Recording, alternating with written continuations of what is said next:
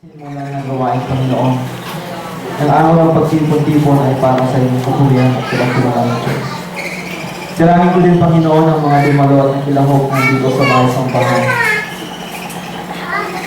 Hiling ko sa iyo, Diyos, na sila po ay lalabas na puno ng pagpapala, pag-asa, pagbutuwid, paggabay base sa iyong banal na kasulatan, Panginoon.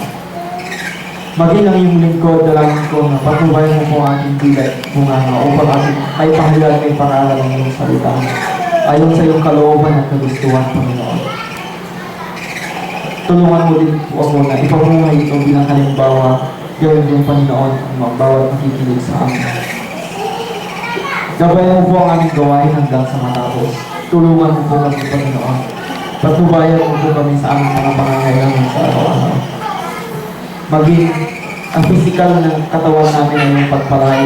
Bigyan mo po ng lakas at sigasig, Panginoon, na magpatuloy na magsilbi, maglingkod ng puri sa iyo, Panginoon. Pagpalay mo din po at palakasin ang aming panampalataya.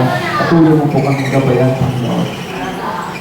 Dalangin ko din, Panginoon, ang mga missionary, ang mga pastors na nagtatrabaho sa iyong ubasan. Pagpalay mo po sila, tulungan mo po sila. Bigyan mo po sila ng lakas at tapang na pagpatuloy ang kanilang gawain, Panginoon. Maging ang aming gawain ngayon, dalangin ko, Diyos, nawa ito'y matapos na may pagtatagumpay. Na madalakila ka, mapupuri ka, ang sinasambag ng biliguang Diyos. At maraming salamat sa iyo, biyayang kaloob at mamahal sa amin. Alin ko po ang ating samagdalahan sa pangalan ng Jesus. Amen. Meron po naman. Medyo sira po yung ating clock, kaya huwag po kayong magpasi doon. Ngayong umaga po, ito ay pagpatuloy po natin yung ating pinag-aaralan tungkol po sa series o series, The Creator of the Universe na Part 2, ang lumikha ng sanlibutan. Base po sa ating teksto sa Genesis chapter 1 verse 1, in the beginning, God created the heavens and the earth. Sa Tagalog, mapapansin niyo po dito, bago tayo pupunta sa Tagalog na teksto, plural po yung salitang heavens. Ang sa translation ng NASB o New American Standard Version, o maging sa NIV, except po sa King James. Dahil sa original na lingwahe, mapag-aaral natin mamaya, na ito'y pagkaramihan, mga langit. Kaya translate po sa NASB na Tagalog, nagpasimula nilikha ng Diyos ang mga langit at ang lupa. At bago po natin pagpatuloy, gusto ko pong magkwento sa inyo ng isang pangyayari sa loob ng paaralan tungkol sa isang science professor. Nasabi niya, kung hindi ko nakikita, hindi ako naniniwala. Hindi ako naniniwala sa Diyos dahil hindi ko siya nakita at hindi ko siya nakikita. Hindi ko siya naramdaman, hindi ko siya nahipo, at kahit ganyan man, hindi ko natikman. Kaya hindi ako naniniwala sa Diyos, sabi ng isang science professor sa kanyang mga estudyante. At ang mga estudyante ay nagtinginan sa bawat isa. At mayroong isang naglakas loob na tumayo at sabi niya, nakita niyo ba ang utak ng ating professor? Sabi niya sa kanyang kamag-aral. Sabi ng mga classmates niya, natikman niyo na ba ang utak ng ating professor? Gumanyan yung mga kamag-aral niya. Nahipon niyo na ba ang utak ng ating professor?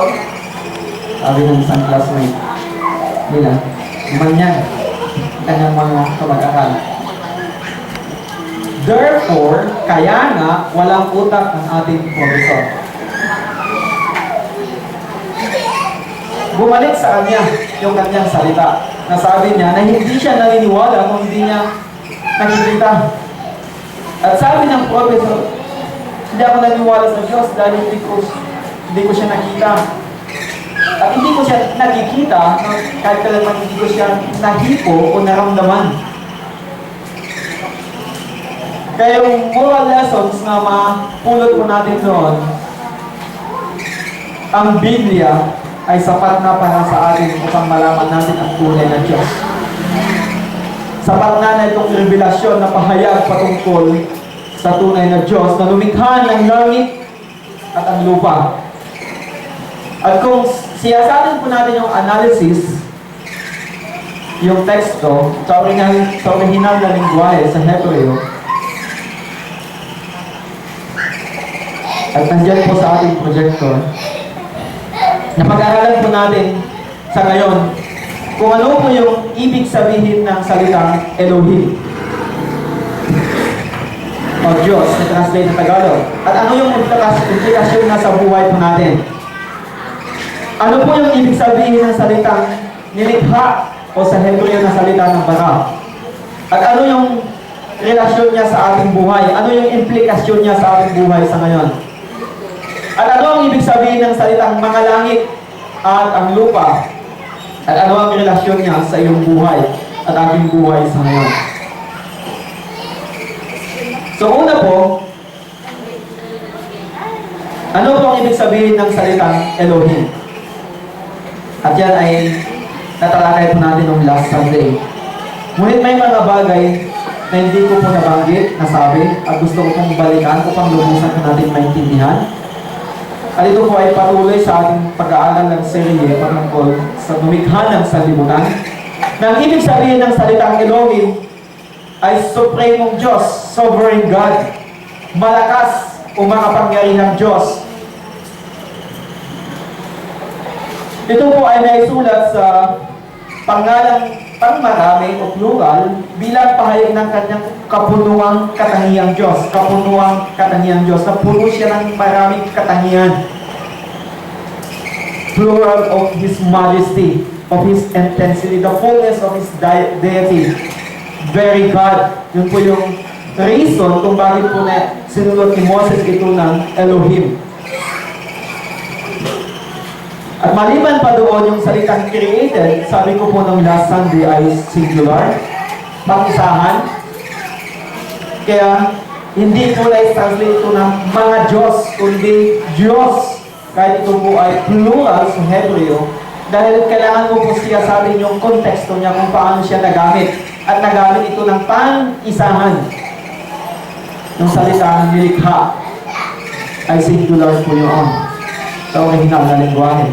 At ang dahilan kung bakit po ito ay ginamit ni Moses, ang pangalan na Elohim, na ibig sabihin ay Diyos, ay ito po yung unang revelasyon patungkol sa personalidad ng Diyos Ama. At sa mga verses po yan, sa Genesis chapter 1 verse 1, 1 Corinthians chapter 8 verse 6, sa banggit na ang Diyos Ama yung lumikha ng sanlibutan. Ito din ay tumutukoy sa personalidad ng pagka-Diyos ni Jesus sa John chapter 1 verse 1 to 3, Colossians chapter 1 verse 15 to 16. Nabanggit po dyan na walang nilikha kung hindi sa pamamagitan ng ating Panginoong Jesus. Maging ang Diyos na banal na Espiritu sa Job chapter 33 verse 4, awit 33 verse 6, awit 104 verse 29 to 30. Ngunit ito po ay iisa sa esensya o iisa sa bilang na Diyos na ating pinupuri at sinasamba. Hindi po tatlong Diyos ang ating pinupuri, kundi iisa na Diyos, ngunit ito lamang ay pinapahayag niya ang kanyang sarili sa tatlong personalidad. Ibig sabihin ng personalidad, mayroong kagustuhan, or will, mayroong pag-iisip, or intellect, mayroong emosyon, emotion sa Ingles. They are distinct, sila na iiba, sila ay parehas co-equal, co-eternal, and co-powerful, parehas na silang makapangyarihan, ngunit iisang Diyos ang esensya o bilang. Ito po yung paunang revelasyon. Dahil sabi niya sa Genesis chapter 1 verse 26, lalangin natin, the word natin, let us make man and ours plural, us is a plural, lalangin natin. At hindi pa ako naniniwala na sabi ng mga Iglesia ng Cristo ang kasama ng Diyos ay mga anghel. Ang kausap niya doon. Dahil maging ang mga anghel ay nilikha ng Diyos. At kung siyasatin natin ang buong katuruan ng Biblia patungkol po sa pangalan ng Diyos, na nagamit sa Biblia. Una po dito sa Genesis chapter 1 verse 1, the word Elohim, na ibig sabihin ay malakas o makapangyarihang Diyos. Supreme or supreme siya. Sovereign God. Na siya ang nangangasiwa, namamahala sa buong sanlibutan, sa buong mundo, sa buong daigdig, sa buong kalangitan, the whole cosmos or universe. Itong Diyos na Elohim na pinapangaral ko po sa inyo, siya ang lumikha. Hindi lamang siya ang lumikha, siya pa ang nagpapanatili at namamahala sa buong sanlibutan.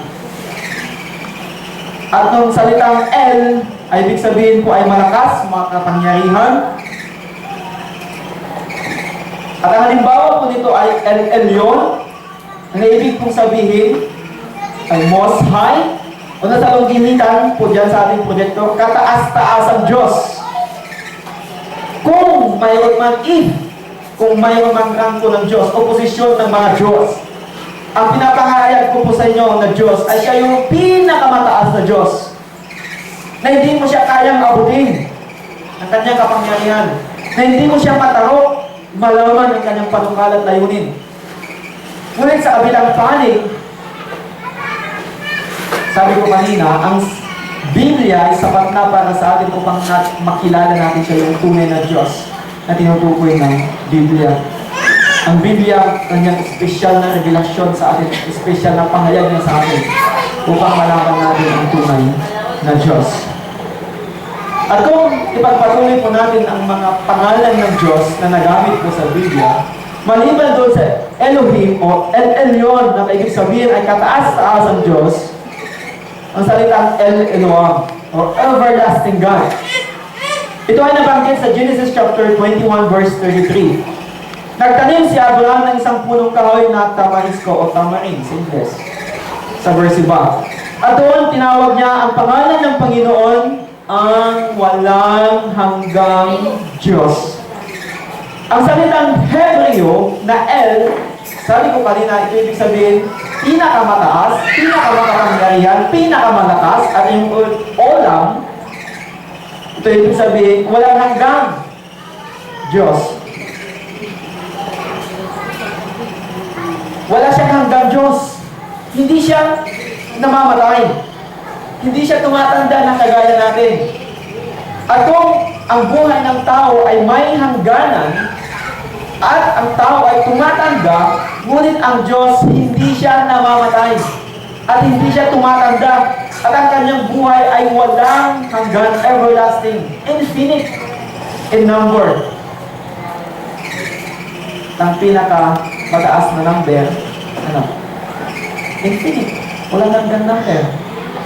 Infinite number. At ang Diyos na ating pinugulit, sinasambal, pinaglilingkuran ay walang hanggang Diyos. Laban pa doon sa El Elyon, El Eloam, El Shaddai, ibig sabihin, Almighty God. Ito yung base sa Genesis chapter 17 verse 1. Nang si Abraham ay 79 na taon, ang Panginoon ay nagpakita kay Abraham at sa kanya sinabi, ako ang Diyos na makapangyarihan sa lahat. Lumakad ka sa harapan ko at maging walang kapintasan. Na ibig sabihin ng El Shaddai ay Almighty God. Diyos na makapangyarihan sa lahat. Kayang-kaya niyang gawin ang lahat maliban sa magkasala. Dahil siya ay banal, matuwid at makatarungang Diyos. Tanong ko po sa bawat isa sa amin, lumikha ba ng Diyos ng napakalaking bato upang hindi niya ito mabuhat? No. Kaya nga niyang buhatin dahil siya makapangyarihan. Siya makapangyarihan sa lahat. Diyos na makapangyarihan sa lahat. Maliban doon sa Elohim o El, nagamit din ang salitang Adonai, Lord, Master. At sa kasaysayan po ng mga Hudyo, noong sila ay natapon sa Babylonia, sila po ay nabihan at dinala sa Babylonia. Pagbalik po nila sa Jerusalem at sa mga sinagoga, dahil po yung 10 utos ng Diyos na huwag mong gamitin ang pangalan ng Diyos sa walang kabuluhan. Kaya ang tunay na Hudyo ay hindi niya po babanggitin yung pangalan Yahweh o Jehovah. Kaya yung mga eskriba, yung mga sekretaryo na tagapagsulat, ang pinalit nilang pangalan sa Yahweh ay Adonai, Lord or Master. Ayon sa mga translators, ayon sa mga Bible scholars. At ang salitang Panginoon ay nagamit po dito sa Isaiah chapter 6. Nung nakita ni Propeta Isaiah si Yahweh sa verse 1, nakita ko ang Panginoon, capital P-A-N-G-I-N-O-O-N. At yung capital na Panginoon, capital Lord, L-O-R-D, sa original na translation po yun sa lingwahe ng mga Hebreo ay Y-H-W-H. Yahweh. At noong medieval period, yung Adonai, kung bawal niya na A, O, at I, at yung I pinagka ng E, ginagdag doon sa Y-W-H. Y-H-W-H. Yahweh. Kaya naging Yahweh o Jehovah. Kaya mali yung tinuturo ng mga Jehovah Witnesses na tunay na pangalan ng Diyos ay Jehovah lang. Maging sa Genesis chapter 1 verse 1, nagamit ang salitang Elohim. At sa chapter 2, Yahweh, Elohim. Sa Genesis chapter 2. Adonai, Lord, Master, Panginoon. Narinig ko ang tinig ng Panginoon. At ang salitang Panginoon po yan ay galing sa salitang Adonai, na ibig sabihin ay Lord o Master. Sinong susuguin ko? Sabi ng Panginoon. Sinong hahayo para sa atin? Sabi niya kay Propeta Isaiah. At ang sagot ng Propeta Isaiah, nang magkagaya sinabi ko, narito ako. Suguin mo ako. Tanong ko po sa buhay, sa aplikasyon sa buhay natin sa ngayon. Sino po ang iyong Master? Sino po ang iyong Panginoon?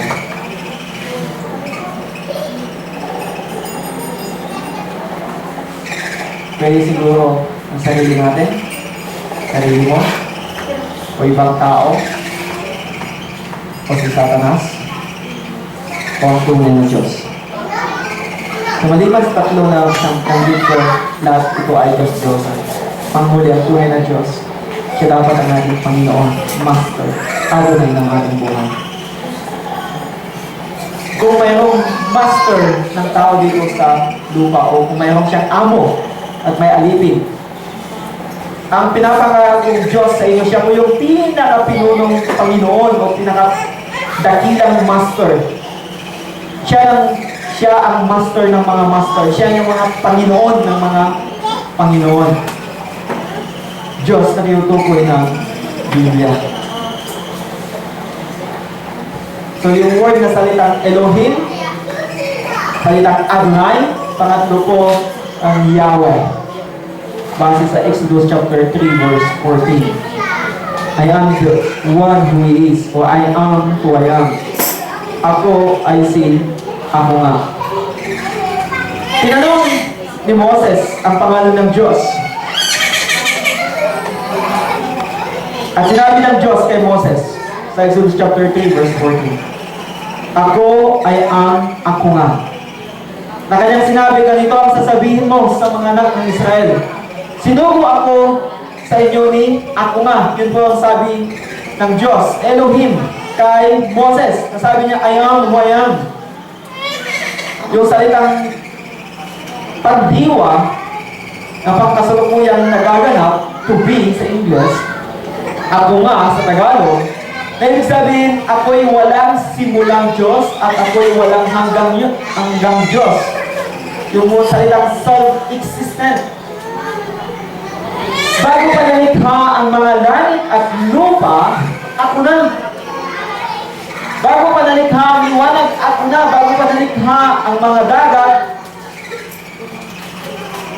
ang mga isda sa dagat, at mga ibon na lumilipad sa himpapawid, ang mga hayop na gumagapang sa tao, na gumagapang sa lupa, at mga tao na lumalakad sa ibabaw ng lupa, ako na. Ako'y walang simula at walang hanggang Diyos. Ako'y hindi nangangailangan o nagugutom dahil ako ang lumikha ng lahat, ang lumikha ng mga langit at lupa. Hindi mo sabihin kung hindi nangangailangan ng Diyos, hindi natin siya paglingkuran, hindi natin siya sasambahin, hindi natin siya dalagilain. Hindi po sa ganon. Nilikha ka niya ng Diyos, nilikha niya ako upang pagsilbihan siya, upang purihin siya, upang dakilain siya.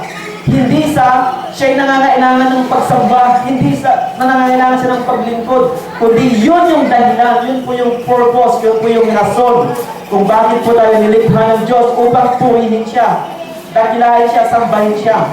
Base sa Pahayag chapter 4, verse 11 hanggang sa verse 12. At liman pa doon yung mga halimbawa ng pangalang Yahweh o Jehovah sa ibang salita, sa ibang lingwahe. Yahweh Jireh, the Lord's provide. Ito ay ginamit ni Abraham nung hinandog niya si Isaac at ang Diyos ang nagbigay ng isang ram o isang hayop na ihandog niya, ialay niya sa Diyos at pinangalanan niya ang bundok na yon na Yahweh Jireh. Panginoon ito ay ipagkakaloob. Siya yung nagkaloob ng handog na may alay para sa Panginoon. Instead, na yung anak niya ang may handog para sa kanya. Sa aplikasyon sa ating buhay, siya yung nagbibigay lahat ng kaloob at biyaya sa atin. Maliban pa doon, yung Yahweh Jireh, Yahweh Nissi. Yahweh Nissi. The Lord is my banner. Nung nagtayo si Moses ng isang dambana at pinangalanan ito ang Panginoon ay aking watawat. Ibig sabihin, ang Diyos ang nangunguna sa labanan at pinagtatagumpay niya tayo. Sa ating pagkikipaglaban, laban sa kasamaan. Sa ating pagkikibaka, laban sa kahirapan. Ang Diyos ang kasama natin. Ang Diyos ang siya nangunguna sa atin. Siya binibigyan tayo ng kapangyarihang magtagumpay, lumupig laban sa kasamaan. Maliban sa Yahweh Jireh, Yahweh Nissi, Yahweh Shalom. The Lord is peace. Nang magkagayon, nagtayo roon si Gideon sa Judges o Hukom chapter 6 verse 24. At tinawag iyon na ang Panginoon ay kapayapaan. Hanggang sa araw na ito, iyon ay nakatayo pa rin sa Ofra ng mga Abisireta. Tanong ko po sa aplikasyon sa ating buhay sa ngayon. Kanino nang nagagaling ang iyong kapayapaan? Sa kabila ng maraming pagsubok sa buhay.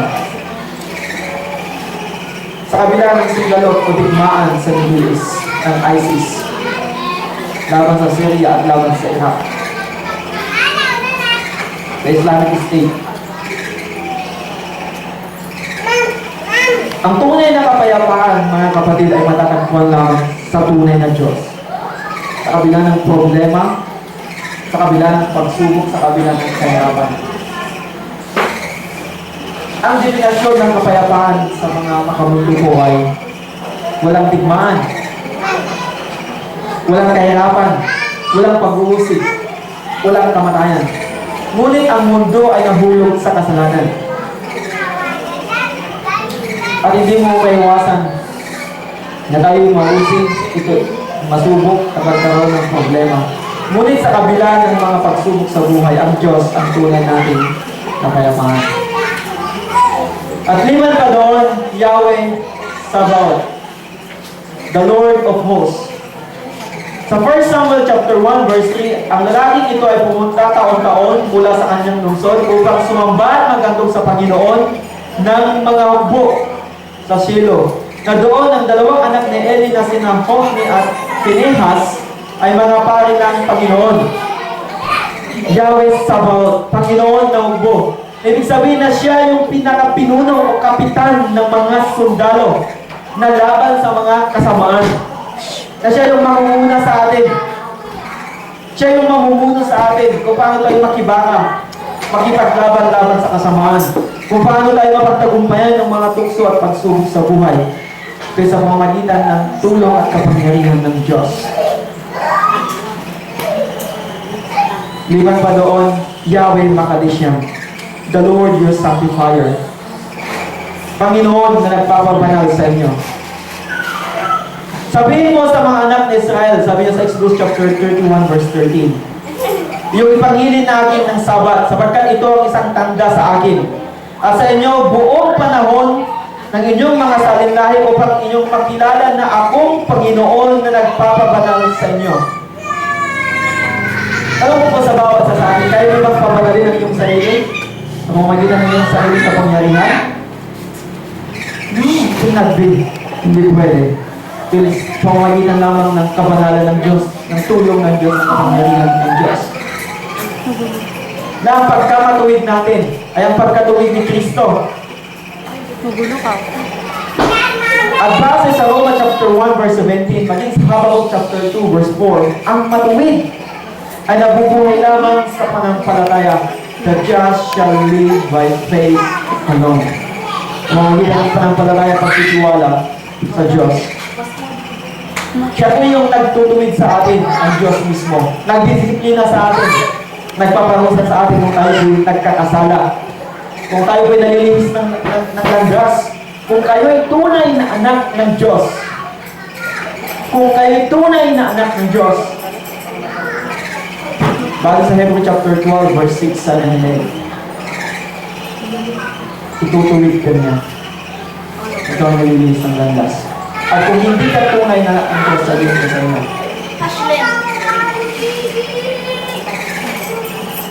Ang Diyos ay bibigyan ka ng pagkakataon na magsisi at magbalik loob sa Diyos. At sa oras at panahon ng paghukom at paghahatol ni Jesus, madinaya ka. Dahil ikaw ay tatapon sa lawan ng apoy sa impyerno.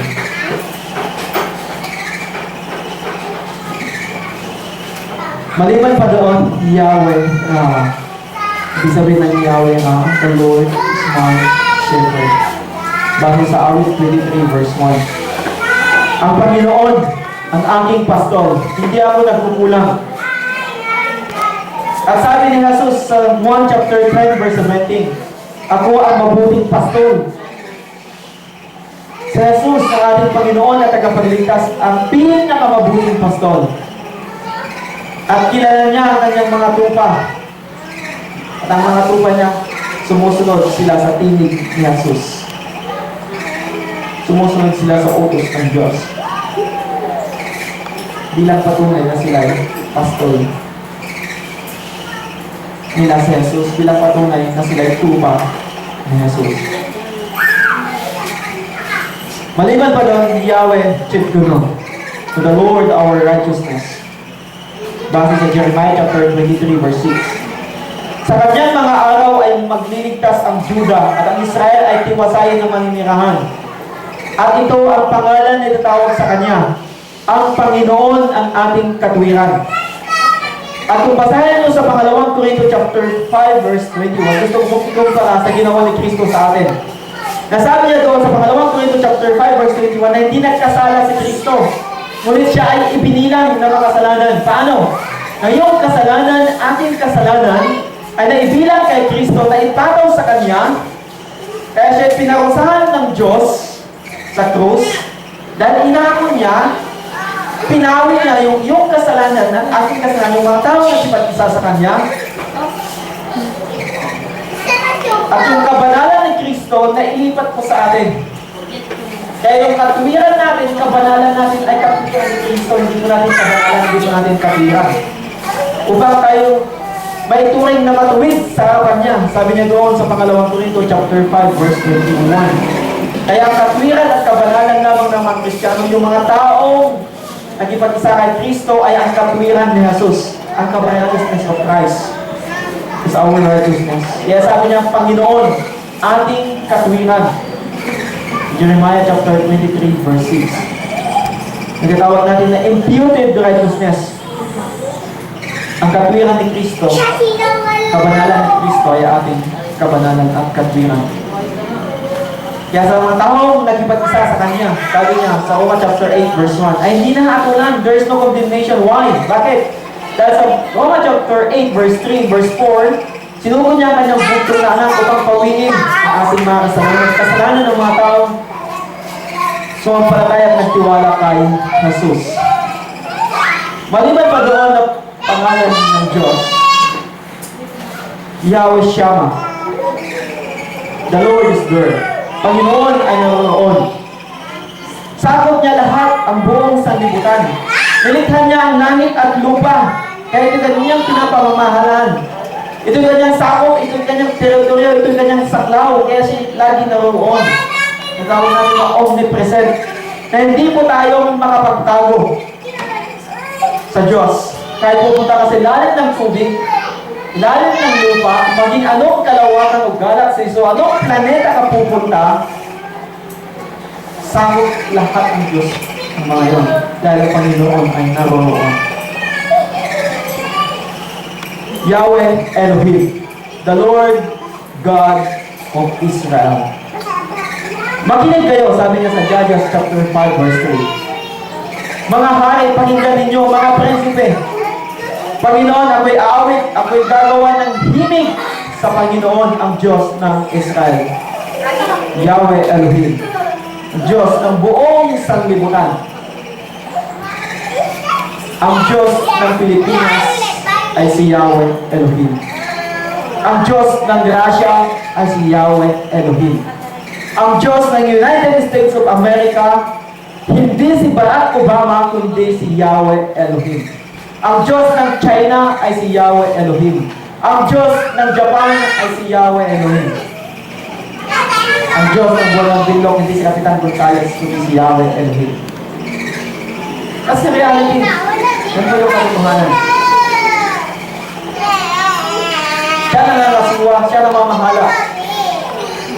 At ang mga pangalan ng Diyos, maliban pa doon, sa Elohim, Adonai, Yahweh, pang-apat po, ay Theos, sa Bagong Lipan. Diyos. Base sa Mateo chapter 1, verse 22. Sabi ng anghel, narito, magdadalang tao ng isang birhen at manganganak ng isang lalaki. At nakuha po ito sa Isaiah chapter 7, verse 14. Ang pangalan na itatawag nila sa kanya ay Emmanuel, na ibig sabihin ay kasama natin ang Diyos. At ang salitang Diyos ay galing sa salitang Grego na Theos, na translate sa Tagalog na Diyos. Na si Jesus ay Diyos, na nagkatawang tao na kasama natin ang Diyos. At kung ang tao ay napalaya sa halamanan ng Eden, dahil sa kasalanan, ngayon, ang Diyos ang siyang humanap sa tao. Dahil siya nagkatawang tao, hanapin at iligtas ang mga naligaw at nawawala. Ang ating Panginoon, Jesucristo. Kung ikaw ay nawawala ng landas, ikay hinahanap ng Diyos na magbalik loob sa kanyang sumampalataya at magtiwala sa kanya. Magbalik loob ka sa Diyos. Maliban pa doon, ang salitang Kurios, Panginoon, sa Tagalog, Lord.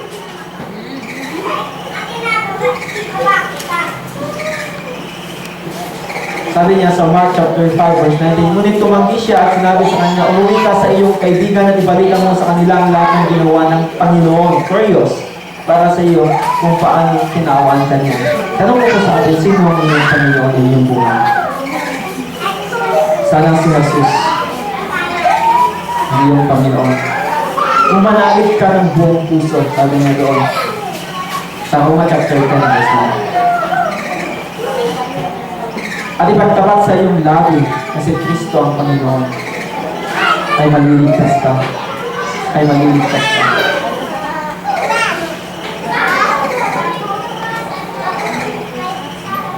Iba pang pangalan ng Diyos na gamit sa Biblia, sa New Testament, sa Bagong Tipan, Despotes, ibig sabihin Master. Panginoon ang Master. Sa Acts chapter 4 verse 24. Nang ito'y kanilang marinig, sama-sama silang nagtaas ng kanilang tinig sa Diyos at nagsabi, O Panginoon, Master, na gumawa ng langit at ng lupa at ng dagat ang lahat ng naroon. Tanong ko po sa inyo ulit, sino ang iyong Master? Ang ating Panginoon Jesus. Siya lamang dapat at karapat dapat na maging Master ng ating buhay.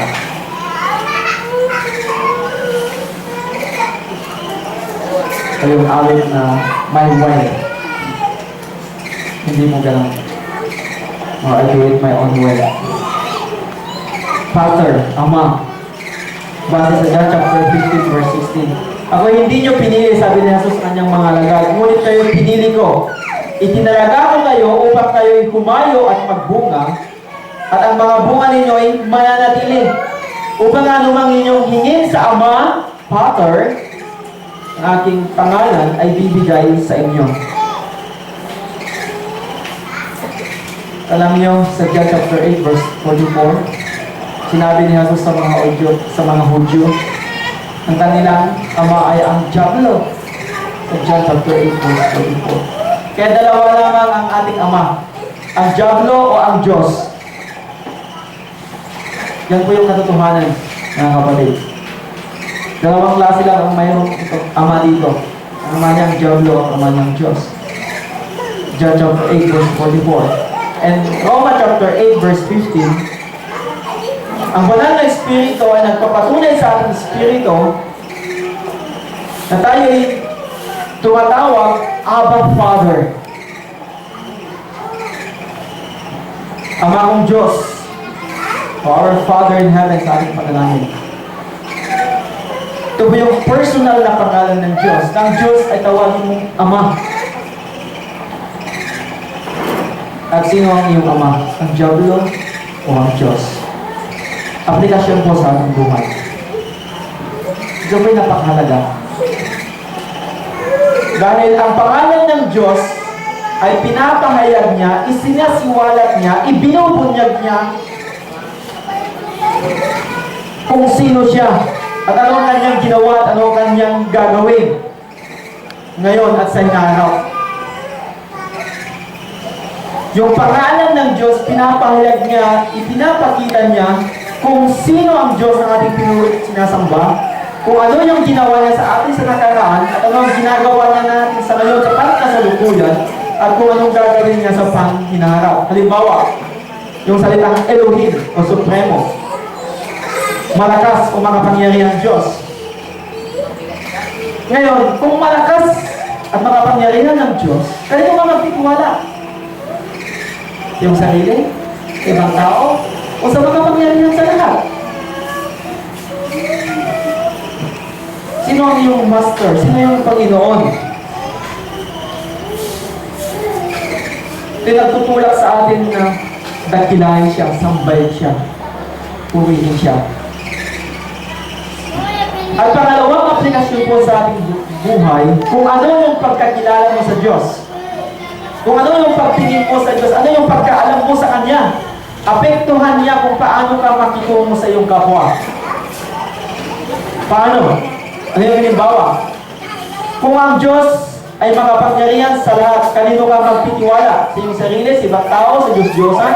Kung ang Diyos ay matuwid, makatarungan, at banal, kailangan din natin maging matuwid, kailangan din natin makatarungan, maging magpakabanal.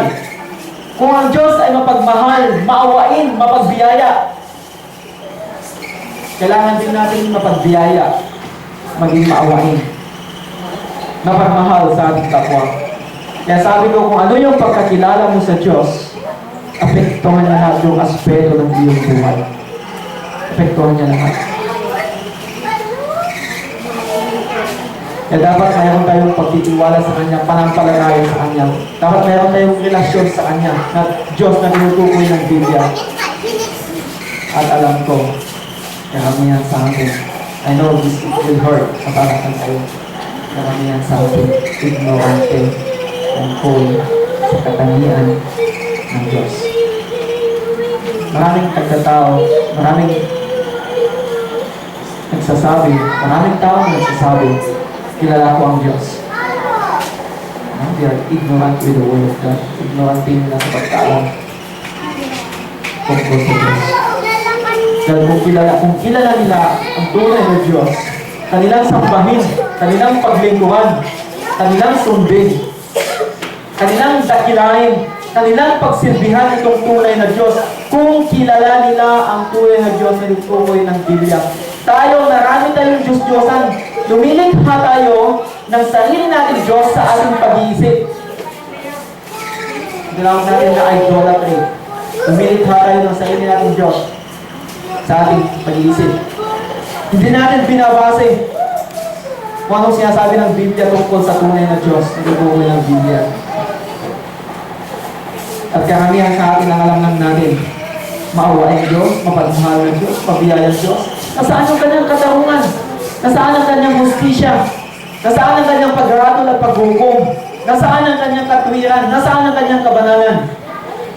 The incomplete God ang alam natin.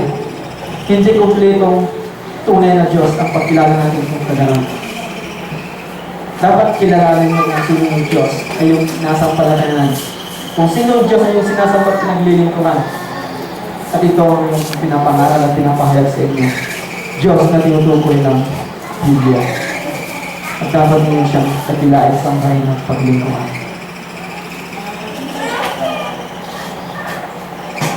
Tapusin ko lang po itong pangalawa. Ano ang ibig sabihin ng salitang nilikha o created? Ang ibig sabihin po ng salitang nilikha, ito ay galing sa salitang Hebreo na bara, na ibig sabihin, nilikha ng Diyos ng bagong likha mula sa wala. A new creation out of nothing. Or a new creation out of nothing. O magbibigay siya ng buhay sa walang buhay. At ang makagawa lang yun ay ang Diyos. Dahil siya yung palaging pangunahing paksa of the subject. O yung tagaganap. Halimbawa, sa Deuteronomy chapter 4, verse 32. Sapagkat ipagtanong mo ang iyong mga araw na nagdaan ng una sa iyo, mula ng araw ng dalangin ng Diyos, ang Diyos ang siyang lumalang, ang siyang tagaganap, siya yung pangunahing paksa. Ang tao sa ibabaw ng lupa, at mula sa isang hangganan ng langit hanggang sa kabila, kung naroon ang isang bagay na higit na dakila kaysa rito, kung may narinig na kagaya nito, yun ang patanong dito sa Deuteronomy chapter 4, verse 32. Tanong ulit ng sa Malakay chapter 2, verse 10. Hindi ba isa lamang ang ating Ama? Hindi ba isa ang Diyos ang lumalang sa atin? Bakit na tayo nagtataksil sa isa't isa ang nilapastangan ang tipan natin ng ating mga ninuno? Sa Biblia, pag nagamit po ang patungkol ng bara o nilikha, ang pangunahing paksa po ang Diyos, na ibig sabihin, siya nilikha ng bagong likha mula sa wala. A new creation out of nothing. A new life out of new life. O siya nagbibigay ng buhay sa walang buhay. Sa aplikasyon po sa ating buhay, ang salitang nilikha. Ang Diyos ang siyang lumikha ang nagbibigay buhay sa atin. Kaya dapat siya ipasalamatan at takilain. Kailan niyo pinasalamatan ang Diyos? Kailan? Kailan? Sabi ng salamat ang Diyos at ako iyong nilikha.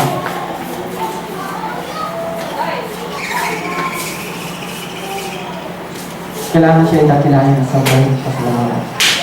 Sabi na sa Isaiah chapter 42 verse 5, ganito ang sabi ng Diyos, ang Panginoon na lumikha ng langit, na nagladlad ang mga yon, na siyang naglatag ng lupa at nagmula rito. Siyang nagbibigay ng hininga sa mga tao. Bawat tibok ng iyong puso, bawat langhap ng hangin na iyong hininga, naalala mo sana ng Diyos ang siyang nagbibigay ng hininga sa mga tao, sabi niya sa Isaiah chapter 42 verse 5. At ang Espiritu sa kanila na nagsisilakad dito. Liman pa sa aplikasyon sa ating buhay, ang Diyos ang siyang lumalang sa atin. Kaya karapat-dapat siyang paglingkuhan, pagsilbihan. At tanong ko po sa inyo, kailan yung huling pinagsilbihan ng Diyos? Ano?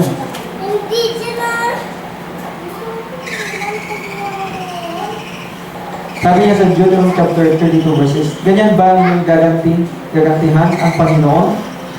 O hangal at di matalinong bayan, hindi ba siya ang iyong ama na lumalang sa iyo? Kanyang nilalang ka at tinatag ka. At tanong niya po dito, ganyan ba ninyo gagantihan ang Panginoon?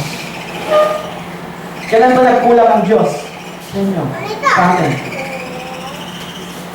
Kahit kailan man hindi siya nagkulang, tayo ang nagkulang sa Kanya. Tayo ang luminis ng landas, tayo ang nagkasala, tayo ang nagkulang sa Diyos. Hindi ang Diyos ang nagkulang sa atin, kundi tayo ang nagkulang sa atin. Ang Diyos na tinutukoy ko ay Diyos ng kaayusan. Ang mga dahon ng mga punong kahoy, sila ay nagwawalay-walay, mga kayapay nagpupuri sa Panginoon. Ang mga alon sa dagat ay pabalik-balik at sinusunod nila ang Panginoon. Basahin niyo ang Awit chapter 7. Ang mga planeta, sila'y umiikot sa kanilang orbit, sinusunod nila ang Panginoon.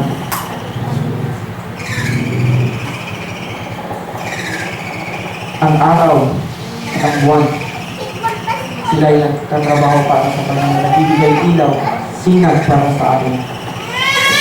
At sila'y sumusunod sa Panginoon. Ngunit ang tao, pinagkalooban ng konti lamang na free will, pagnanais at kagustuhan. Kailang sinusuway nila pastanganan ng Diyos.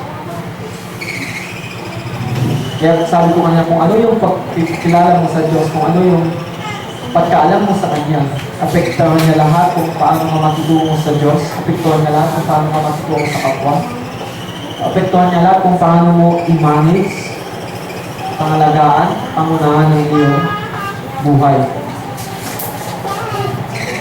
Apat lamang ang pwedeng Panginoon o Master sa iyong buhay.